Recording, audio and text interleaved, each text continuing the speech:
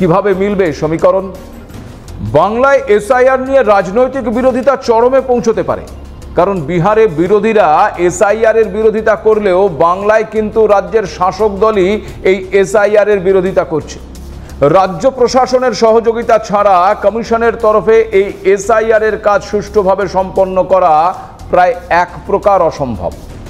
কিন্তু রাজ্যের শাসক দলই যদি এসআইআর এর বিরোধিতা করে, তবে সরকারি সহযোগিতা কতটা মিলবে তা নিয়েও প্রশ্ন থেকে যাচ্ছে।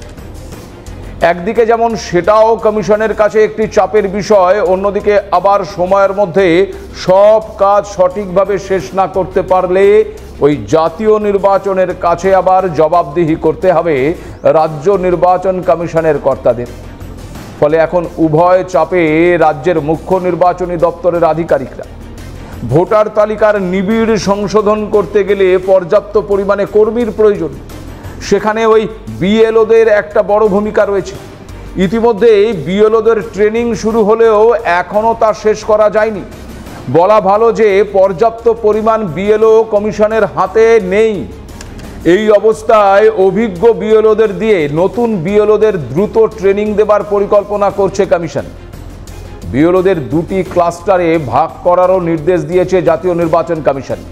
একটি ক্লাস্টার থাকবে অভিজ্ঞ এবং পুরনো বিএলওদের নিয়ে, আর অন্য ক্লাস্টারটিতে রাখতে হবে ওই নতুন বিএলওদের। চলতি সপ্তাহের মধ্যেই এই নতুন বিএলও নিয়োগের কাজ সম্পন্ন করতে চাইছে কমিশন। কালী পুজোর পরেই বিএলওদের প্রশিক্ষণের কাজ শেষ হয়ে যাবে বলেই মনে করছে রাজ্যের মুখ্য নির্বাচনী আধিকারিকের দপ্তর। কিন্তু প্রশ্ন হলো, এই বিএলও নিয়োগের কাজ সম্পন্ন হলেই যে এসআইআর এর কাজ শুরু করা যাবে তাও নয়। কারণ ওই যে আগে বললাম ভোটার তালিকা ম্যাপিংয়ের কাজ, ভোটার তালিকায় থাকা অতিরিক্ত নামের কথা, যা সবচেয়ে বড় মাথা ব্যথার কারণ হয়ে দাঁড়িয়েছে। ইতিমধ্যেই রাজ্যের বিরোধীরা ভোটার তালিকায় ভুয়ো ভোটারের নাম নিয়ে সুর চড়িয়েছে, পাল্টা সুর চড়িয়েছে রাজ্যের শাসক দল। উৎসবের আবহে বিজয়া সম্মেলনই এখন হয়ে উঠেছে ওই শাসক বিরোধী উভয়ের কাছে নির্বাচনী আবহ তৈরির ভর কেন্দ্র।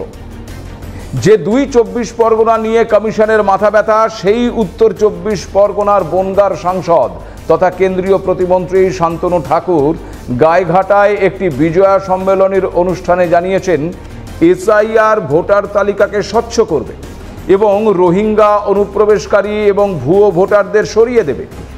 যদি বাংলায় এসআইআর সঠিকভাবে কার্যকর হয়, তবে ভোটার তালিকায় অবৈধভাবে অন্তর্ভুক্ত কমপক্ষে ওই ১ কোটি থেকে ১,২০,০০,০০০ লোকের নাম বাদ যাবে।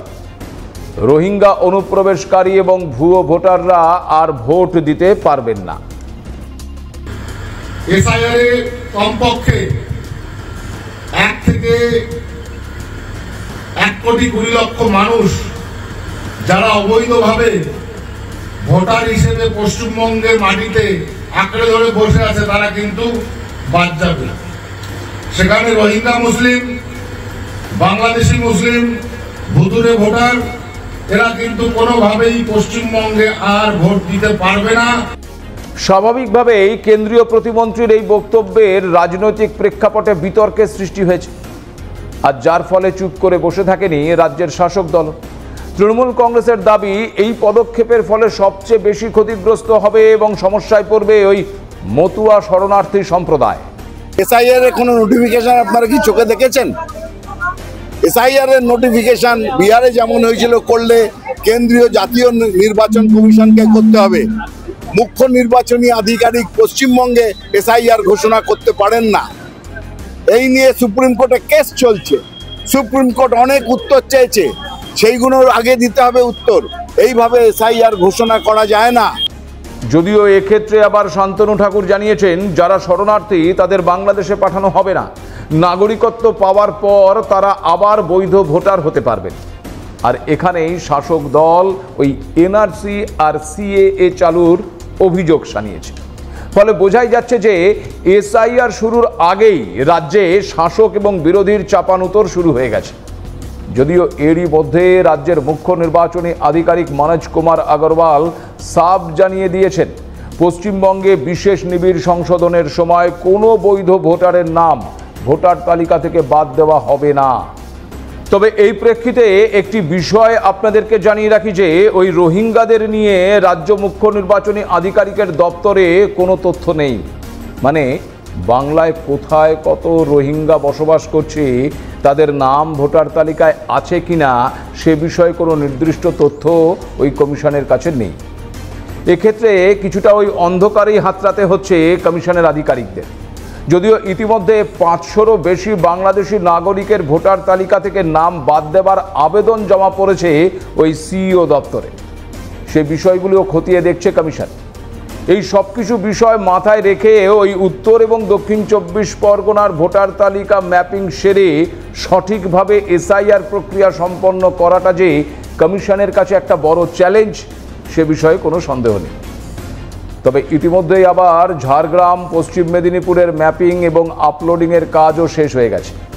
ঝাড়গ্রামের ক্ষেত্রে 74% ভোটার তালিকা মিলে গেছে। একদিকে যেমন ভৌগোলিক অবস্থান, অনুপ্রবেশকারী, এই সমস্ত বিষয়গুলো ভাবাচ্ছে কমিশনকে, তখন আবার অন্যদিকে ওই উত্তরবঙ্গের জন্য প্রতিবন্ধকতা তৈরি করেছে প্রাকৃতিক দুর্যোগ। এই মুহূর্তে জলপাইগুড়ি এবং দার্জিলিং এই দুই জেলার যা অবস্থা, তাতে সেখানে এখনই এই ভোটার তালিকা ম্যাপিংয়ের কাজ শুরু করা সম্ভব নয়। ওই এলাকায় ত্রাণের কাজকে এই মুহূর্তে গুরুত্ব দিচ্ছে কমিশন। ওই এলাকায় ত্রাণের কাজে আধিকারিকরা যুক্ত রয়েছেন, আর এই মুহূর্তে সেই ত্রাণের কাজকেই অগ্রাধিকার দিচ্ছে কমিশন। দুর্যোগ বিধ্বস্ত ওই দুই জেলায় প্রয়োজনে ভোটার তালিকা ম্যাপিং করার জন্য কলকাতা থেকে লোক পাঠানো হতে পারে।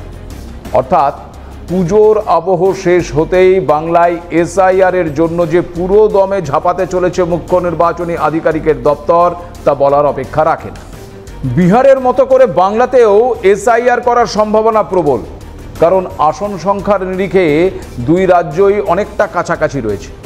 বিহারের বিধানসভার মোট 243টি আসনে 2 দফায় ভোট ঘোষণা হয়েছে, আর বাংলার বিধানসভার মোট আসনের সংখ্যা 294।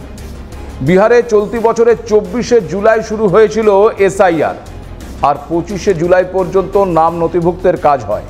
এরপর 1 আগস্ট প্রথম খসড়া তালিকা প্রকাশ করা হয়। 1 আগস্ট থেকে আবার 1 সেপ্টেম্বর পর্যন্ত ওই প্রকাশিত খসড়া ভোটার তালিকার জন্য নানা দাবি এবং অভিযোগ গ্রহণ করা হয়। এরপর 30শে সেপ্টেম্বর চূড়ান্ত ভোটার তালিকা প্রকাশ করা হয় বিহারে। এই হিসেবে যদি বাংলায় এসআইআর-এর দিনকাল অনুমান করা হয়, তবে যদি নভেম্বরের শুরু থেকে বাংলায় এসআইআর শুরু হয়, তবে তা ডিসেম্বরে শেষ হতে পারে।